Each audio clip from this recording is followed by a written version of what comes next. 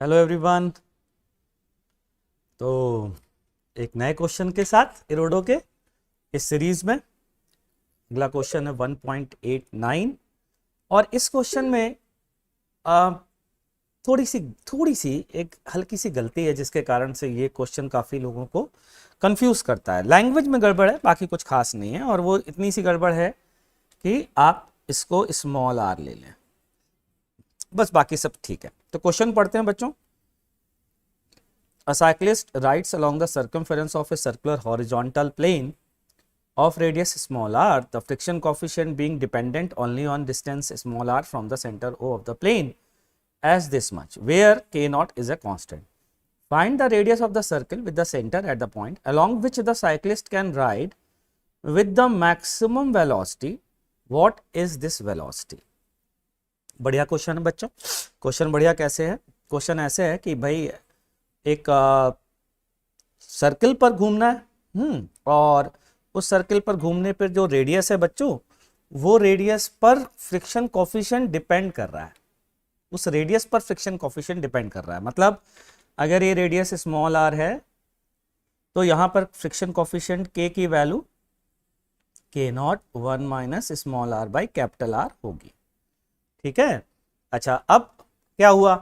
अब ये कि हमको अगर कार को तो नहीं, v स्पीड से घूमना है अगर मान लीजिए, ठीक है, तो इस डायरेक्शन में सेंट्रीपिटल एक्सीलरेशन चाहिए। वो एक्सीलरेशन कितना होगा बोलो? v स्क्वायर बाई आर होगा कि नहीं होगा? अच्छा, तो कौन प्रोवाइड कराएगा एक साइकिलिस्ट को सर्कल में घूमने के लिए? कौन प्रोवाइड कराएगा? फ्रिक्शन। और फ्रिक्शन की वैल्यू कितनी होगी बच्चों? Mu N. वर्टिकल डायरेक्शन में चूंकि कोई एक्सीलरेशन नहीं है, इसलिए n की वैल्यू हो गई mg, और म्यू n की वैल्यू ये प्रोवाइड करा रही होगी centripetal acceleration, that is mv square by r. तो ये आ गया mu mg equals to mv square by r. यहाँ से m और m हो गया कैंसिल, ठीक है। तो v स्क्वायर की वैल्यू आती है mu g into small r. अब देखो, आदत पड़ी है ना हमको म्यू लेने की। हमने म्यू जो है वो कोफिशिएंट ऑफ फ्रिक्शन जो लिया है वो एक्चुअल में अपनी आदत के चलते लिया है। आप सबकी भी हैबिट होगी, मेरी तो है फिलहाल। और जो म्यू यहाँ पर क्या दे रखा है बच्चों? के। ठीक है, तो इस के की वैल्यू डाल दें, म्यू की या के की, जो आप बोलना चाहें तो डालते हैं। K naught 1 minus small are by capital R into G. अब आप ध्यान से देख सकते हैं बच्चों, क्या देख सकते हैं सर जी? हम ये देख सकते हैं कि ये एक क्वाड्रेटिक बन रही है। बहुत सारे तरीकों से सोच सकते हैं।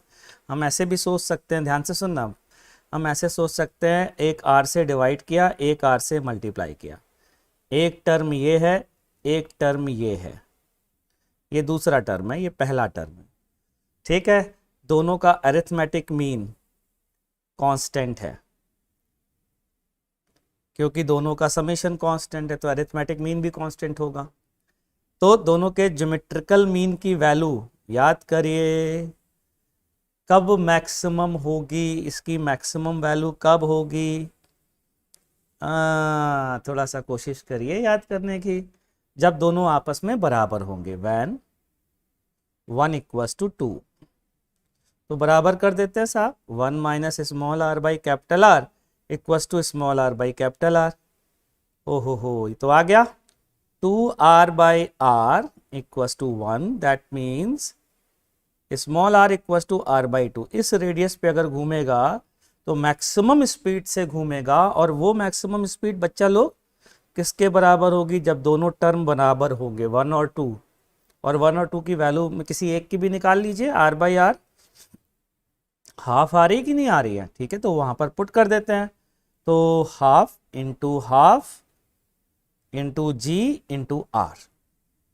तो वी नॉट की मैक्सिमम वैल्यू अगर मैं बोलूं, वेलोसिटी की मैक्सिमम वैल्यू, तो वो root k naught g r divided by 2 ये आती है।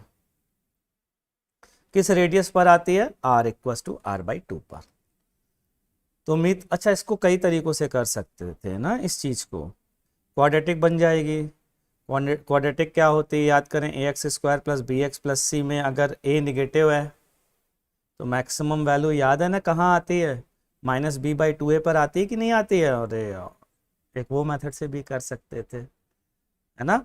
तीसरा मेथड ये था कि सीधा डिफरेंशिएट कर देते, dv square by D R जो है वो 0 होना चाहिए जहां पर फॉर मैक्सिमम वैल्यू, है ना। ये भी कर सकते थे, उससे भी आंसर सेम आएगा। ठीक बच्चों, तो उम्मीद करता हूँ आपको मज़ा आया होगा इस सोल्यूशन में, और ऐसे ही हर क्वेश्चन आपको बताता जाऊंगा और ये सीरीज चलती जाएगी। चलिए साहब, मिलते हैं नेक्स्ट क्वेश्चन के साथ। Thank you.